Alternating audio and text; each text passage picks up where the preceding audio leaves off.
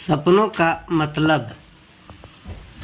चतुराई और बुद्धि के सही इस्तेमाल के लिए बीरबल के किस्से खूब मशहूर हैं।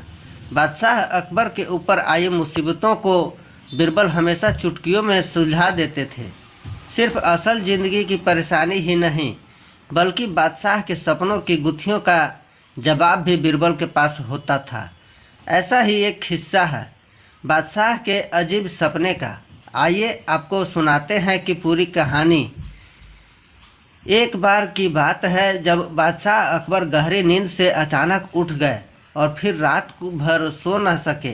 वो बहुत परेशान थे क्योंकि उन्होंने अजीब सा सपना देखा था जिसका मतलब वो समझ नहीं पा रहे थे। उन्होंने देखा कि उनके एक के बाद एक सारे दांत गिरते चले गए और आखिर में सिर्फ एक ही दांत बचा। इस सपने से वह इतने चिंतित हुए कि उन्होंने इसके बारे में सभा में चर्चा करने के बारे में सोचा।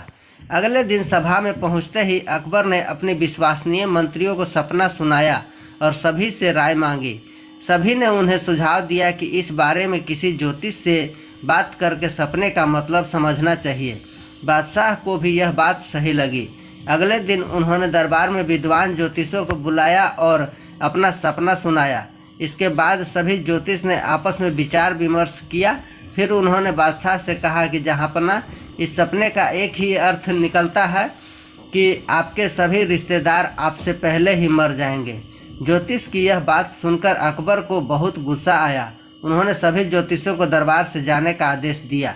उन सभी के जाने के बाद बादशाह अकबर ने बीरबल को बुलाया और कहा कि बीरबल, तुम्हारे अनुसार हमारे सपने का मतलब क्या होगा। बीरबल ने कहा कि हुजूर, मेरे हिसाब से आपके सपने का मतलब यह था कि आपके सभी रिश्तेदारों में से आपकी उम्र सबसे ज़्यादा होगी और आप उन सभी से ज़्यादा समय तक जीते रहेंगे। इस बात को सुनकर बादशाह अकबर बहुत खुश हो गए। वहाँ मौजूद सभी मंत्रियों ने सोचा कि बीरबल ने भी ज्योतिष की ही बात को दोहराया है। इतने में बीरबल ने उन मंत्रियों से कहा कि देखो, बात वही थी, बस कहने का तरीका अलग था। बात को हमेशा सही तरीके से सामने रखा जाना चाहिए। मंत्रियों को इतना कहकर बीरबल सभा से चले गए। कहानी से सीख। किसी भी बात को बोलने का एक ही सही तरीका होता है। विचलित करने वाली बात को भी सही तरीके से कहा जाए तो उसका बुरा नहीं लगता है। इसी वजह से बात को हमेशा सही तरीका और सलीके से रखना चाहिए। धन्यवाद।